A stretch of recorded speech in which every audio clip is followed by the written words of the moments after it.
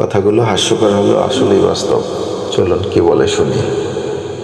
হায় রে মোবাইল, তুই কতই কিছু না খাইলি। প্রথমে স্বামী স্ত্রীর সম্পর্কটা খাইলি, রেডিও খাইলি, টিভি খাইলি, পত্রিকা খাইলি, টর্চলাইট খাইলি, ক্যালকুলেটর খাইলি, ক্যামেরা খাইলি, ভিসিআর টিভি খাইলি, সিনেমা হলটা তাও খাইলি, কম্পিউটার ল্যাপটপ খাইলি, আয়না খাইলি, হাত ঘড়ি খাইলি, সবশেষে অ্যালার্ম ঘড়িটা খাইলি, রাতের ঘুমটাও খাইলি, অল্প বয়সে চোখটাও কানা করলি, আর লেখাপড়া তো খাইলি খাইলি, সাথে সাথে মূল্যবান সময়টাও খাইলি। মেলা মানুষের বলতে আমি শুনছি কিডনি বেচে নাকি আইফোন কিনছে, তার মানে তুই কিডনিটাও খাইলি। বউ সংসার স্বামী তো খাইছিস, বউ আর স্বামীর মধ্যে সতীনের মতো সম্পর্ক সৃষ্টি করছিস। আগের স্বামী স্ত্রীরা রাত্রিরে একসাথে শুয়ে কতই না কিচ্ছা কাহিনী গল্প গুজব করতো, কত হাসি আনন্দ করতো। আর এখন মোবাইল নিয়ে খাটের উপর ওই কোণাতে একজন এই কোণাতে একজন, মাঝখানে এক রাশ দূরত্ব।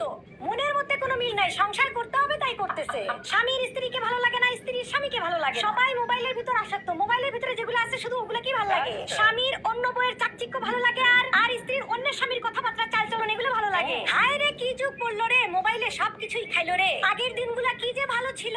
আগে স্বামী স্ত্রীর সম্পর্ক দেখলে বুক ভরে যেত। আমাদের নানি দাদিরা যে আছে তাদের ভালোবাসা দেখলে এখনো মনটা ভরে যায়। আর আমাদের মধ্যে খালি মারামারি, ফাটাফাটি, গন্ডগোল, খোসাখুসি, এগুলো ছাড়া আর কোনো কিছুই নাই। এর একমাত্র কারণই হচ্ছে ওই সর্বনাশা মোবাইল। ওই মোবাইলেই সর্বনাশটা করলো।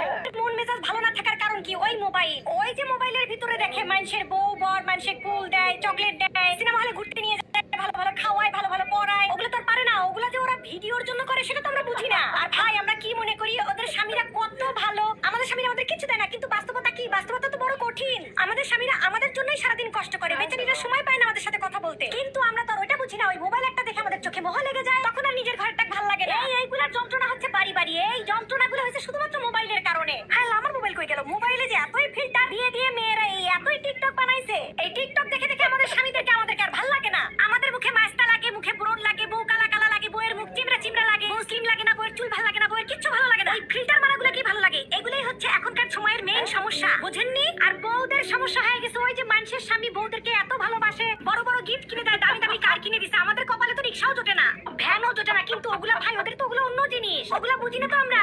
ওগুলা আমরা না বোঝার জন্যই আমাদের সংসারে আজকে এত অশান্তি। এই মোবাইল যে কি সর্বনাশটা করলো, দুনিয়ার সব খাইলো তো খাইলো, স্বামী স্ত্রীর সম্পর্কটাও খাইলো। এই মোবাইল মনে হয় আর কিছুদিন পর স্বামী স্ত্রীর সম্পর্কটাই রাখবে না, দুনিয়ার থেকে তুলে দিবে মনে হয়। বাপরে বাপ, মোবাইলের কারণে খালি এখন পরকিয়া, ঘরে ঘরে পরকিয়া। এর বউ ওর সাথে চলে গেছে, এর বয়ফ্রেন্ড ওর সাথে চলে গেছে। কি একটা যুগ জামানা পড়লো, সি সি সি।